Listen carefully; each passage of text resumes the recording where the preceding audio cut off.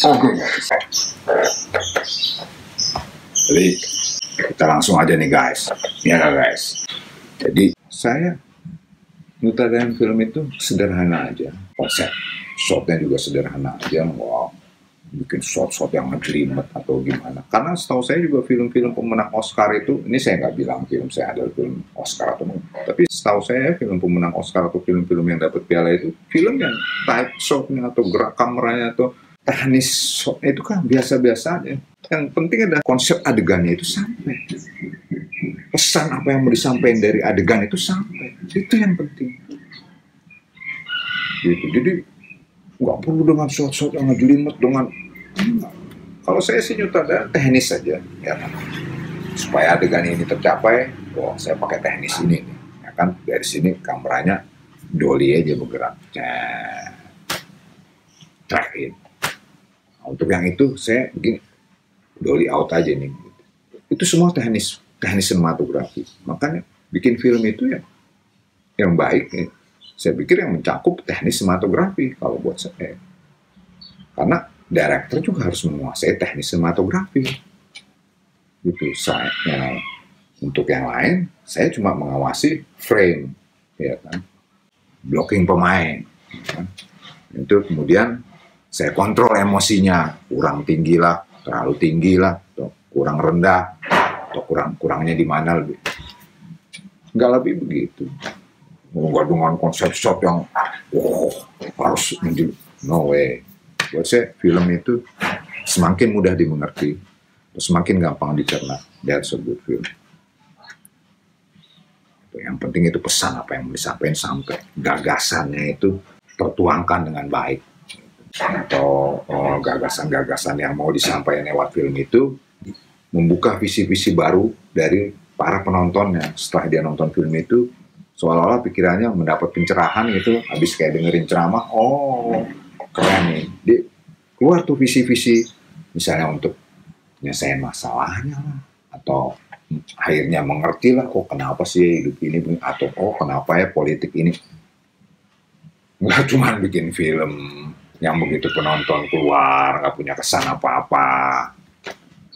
Makanya saya bilang untuk lebih asik ya, untuk director atau yang mungkin udah banyak, mungkin ribuan episode atau apa, coba dilihat lagi filmnya atau minta pendapat dari beberapa teman yang pakar mungkin dianggap gitu.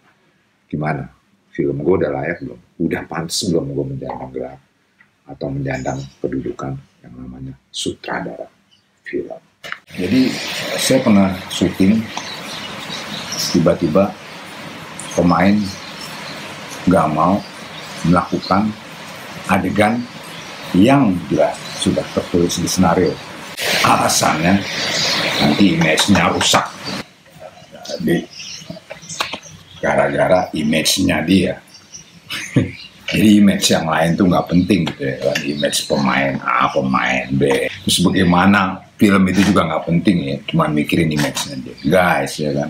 Sutradara itu mikirin image semuanya ya kan. Jadi pendek banget pikirannya. Itu bicara image-nya dia rusak ya. Dengan dia tidak mau melakukan itu, bukan cuma image-nya dia sebenarnya, rentetan film itu bisa aja rusak semuanya. Jadi sutradara tuh nggak cuma mikirin image-nya dia, sutradara itu mikirin secara keseluruhan. Itu film dari awal sampai habis, sampai tayang, itu dipikirin sama sutradara. Gimana seseorang yang cuma mikirin image-nya dia, tiba-tiba menolak. Guys, saya marah banget. Dan marah dalam arti kata bukan marah sama dia. Buat saya nggak ada waktu buat berdebat atau merayu dia untuk mau melakukan adegan itu, ya kan? Buat saya nggak ada pilihan lain, ganti pemain. Guys, orang yang pertama paling mikirin gimana nasib film itu adalah director, bukan siapa-siapa. Jadi director itu udah mikirin dari hal apa, hal sekecil-kecilnya sampai hal yang paling besar, masalah film itu. Ini cuma masalah image. Director juga nggak mau film itu kelihatan jelek atau kelihatan rusak, dan dia dengan ceroboh minta pemain melakukan ini itu. Jadi saya anggap kalau hal-hal seperti itu terjadi dalam syuting sudah, ya kan. Buat saya nggak tahu lah. Buat saya sih hal-hal seperti itu mesti nggak terjadi dalam sebuah syuting. Itu artinya yang bersangkutan nggak mau bekerja sama, entah pengetahuannya kurang atau apa gitu. Director sudah perhitungkan itu semuanya, makanya waktu itu keputusannya cuma satu, ganti pemain. Nggak ada waktu buat negosiasi, nggak ada waktu buat merayu. Saya telepon produser, dia bilang pemain nggak mau kerja sama, saya ganti. Produser kaget semua, apa begini begitu. Oke, selalu aja. Tapi yang terjadi untungnya akhirnya pemain itu menyadari kesalahannya. Dia dengan senang hati akhirnya berusaha melakukan hal tersebut, yang sebenarnya hal itu adalah hal yang tidak akan mengganggu image-nya dia. Guys, tadi saya bilang kalau ada orang yang paling merasa berkepentingan atau merasa bertanggung jawab atau yang paling takut filmnya jelek atau itu adalah sutradara, bukan siapa-siapa. Jadi sutradara sudah perhitungkan semua itu. Sampai akhirnya film itu jadi dan tayang, teleponin saya. Terima kasih ya, Bill. Itulah hal yang pernah terjadi. Mas, terima kasih ya. Saya pikir kadang-kadang hal seperti itu tuh konyol ya. Kecuali memang kalau saya sih terus nggak pernah ya pengen punya pikiran ini itu untuk melakukan hal-hal konyol, kecuali untuk kepentingan syuting film atau estetika. Selain itu enggak lah, buat kepentingan pengen lihat ini, no way.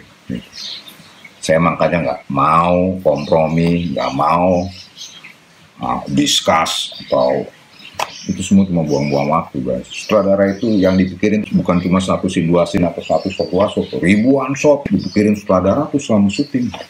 Bukan cuma mikirin scene itu aja, scene satu. Ada 100 scene dipikirin sudah. Dan orang lain, saya yakin yang terlibat syuting film itu just a director yang berpikiran dari keseluruhan syuting film itu, dari keseluruhan kok. Saya yakin. Jadi kadang-kadang ada orang yang ngajakin berdebat cuma satu scene, dua hit, ditanya gitu, habis ini scene-nya apa? Itu orang pasti gelagapan. Siapapun juga itu. Tapi kalau director ditanya habis satu, dia akan jawab semua rentetan semuanya. Itulah seorang director, gimana dia mikirin filmnya dari awal sampai habis, dari mulai manajemen syutingnya, ya kan, manajemen artistiknya, manajemen pemainnya, dan sutradara, dan dia juga mentingin semua image pemain bukan image satu orang, image sinematografinya, image artistiknya, semuanya guys, sampai film itu tayang, itu semuanya tanggung jawab dia, bukan siapa-siapa. Itu saya sudah bilang di bab 3, kalau film sudah selesai ditonton orang jadi ditanya, hal yang pertama ditanya sutradaranya siapa, bukan siapa-siapa. Itu udah saya ngomongnya di bab 3 gitu, guys. Jadi bahkan ya saya agak lupa nih, kalau nggak ya dalam acara Piala Oscar atau penerimaan Piala Golden Globe, ya kan, Julia Roberts itu pernah pidato, dia dapat piala, ya pokoknya dia dapat award tuh, entah piala award Golden Globe atau Oscar. Jadi ketika pidato itu dia bilang bahwa saya bisa dapat piala ini, ya kan, cuma melakukan apa yang disuruh sutradara.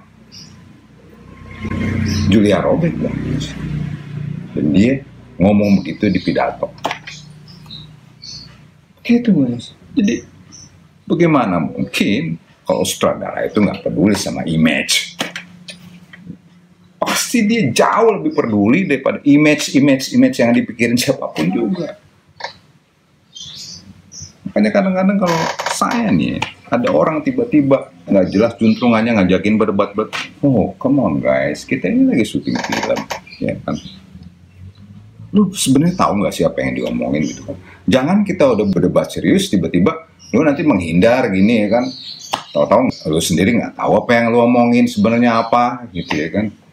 Gitu. Ingat guys ya, dalam sebuah perjalanan kapal besar itu, kapten cuma ada satu guys. Dan kalau ada dua, itu perjalanannya pasti gak beres. Ya kan? Dalam sebuah syuting film itu, kapten cuma ada satu guys, yang nggak boleh ada dua. Dan kebetulan yang namanya director adalah seorang pemimpinnya dari sebuah produksi film atau kapten. Kaptennya adalah director. Dan dia bisa kelihatan, kalau bisa dibilang kasarnya, dia bisa kelihatan jadi bos, bukan karena dia pengen jadi bos, karena memang job desk-nya dia bos. Gitu. Bukan tiba-tiba ada seorang yang, lu kok lu bos banget sih? Nggak gitu guys. Makanya, hendaklah berpikiran bijak bahwa ini adalah bukan persoalan pribadi, atau yang satu gua pengen jadi bos lu, atau lu harus jadi anak buah gua. Ini adalah job desk. Gitu. Jadi kalau memang nggak mau jadi anak buah, waktu meniti karir, ya udah jadi sutradara juga gitu, jangan jadi yang lain. Jadi itu masalah job desk, you know. Kadang-kadang saya agak gimana gitu. Jadi kadang-kadang ada orang entah gimana pikirannya merasa nggak pengen, kok lo jadi bos gue gitu. Sebenarnya gini ya kan. Kan sebenarnya bukan siapa pengen jadi bos, siapa pengen jadi anak buah. Ini semua adalah ketentuan, adalah job desk. Ini bukan masalah personal. Ini masalah teamwork, kerja dalam membangun sebuah tim dan kerjasama yang baik untuk menghasilkan karya yang baik. Dan itu semua memang harus ada yang memimpin. Director adalah seorang pemimpin dari sebuah perjalanan syuting film. Nah, yang lain-lain adalah para pendukungnya. Nah, kalau memang nggak mau dia, ya kan, teman-teman tim ini mendukung atau ketika director bilang harus begini, harus begitu, kenapa pada waktu itu ngambil profesinya bukan jadi director gitu. Ini semua bukan soal siapa bos, siapa anak buah. Ini semua adalah soal job desk, bro. Gitu kan. Ini bukan persoalan pribadi, gua jadi bos lu atau lu jadi anak buah gua. Yang namanya pemimpin itu nggak boleh ada dua di mana-mana. Yang salah satu adalah pasti wakil atau bawahan. Nggak bisa pemimpin itu ada dua di mana-mana. Jadi ya, sutradara yang memimpin dari sebuah produksi syuting film. Oke guys, santai aja kita guys, ya nggak? Gitu, kadang-kadang ini terjadi. Dan sebenarnya sih bukan hal yang harus dimasalahin, tapi kadang-kadang terjadi dan saya sendiri nggak ngerti apa sebenarnya yang ada di pikiran mereka. Kemudian saran saya kalau seorang director nih, kan kita semua adalah manusia biasa, begitu juga dengan sutradara film. Kadang-kala sutradara juga ragu mengambil keputusan, membuat shotnya seperti apa, atau gerakan kameranya seperti apa, atau blockingnya seperti apa. Kadang-kadang ini menjadi satu buah perdebatan dalam sebuah syuting film. Nah, perdebatan ini kadang-kadang nggak jelas ujung pangkalnya.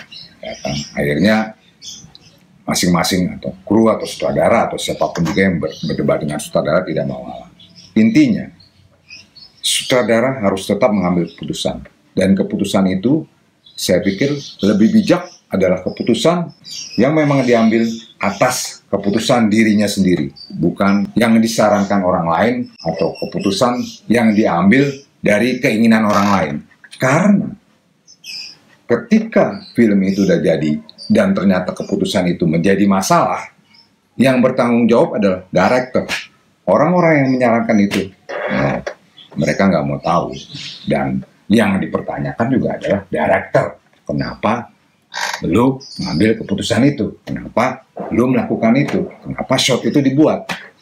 Siapa yang ditanya? Siapa yang bertanggung jawab? Director seorang. Orang-orang yang tadinya berdebat dengan dia itu seolah ya sok-sok pinter lah kasarnya atau paling bener gitu, meninggalkan director semua. Itu tanggung jawab director. Kayak begitu film jadi itu, semuanya tanggung jawab director, bukan tanggung jawab siapa-siapa. Bukan tanggung jawab pemain, bukan tanggung jawab DOP, bukan tanggung jawab produser. Director adalah satu-satunya orang yang bertanggung jawab tentang film itu. Gitu guys, itu saran saya. Dan biasanya yang dipikir pertama atau yang muncul pertama dalam sebuah pemikiran, secara naluri atau secara intuisi, itu adalah hal yang terbaik untuk pengambilan dari sebuah keputusan. Oke lah guys, sudah saya bahas secara tuntas apa yang namanya director plan, konsep penyutradaraan dari sebuah syuting film tamat.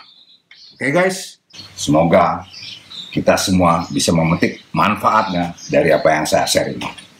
Sampai ketemu lagi guys di film-film saya yang baru, yang berikutnya. Andri Sastro Sugito, mohon pamit guys. Ciao.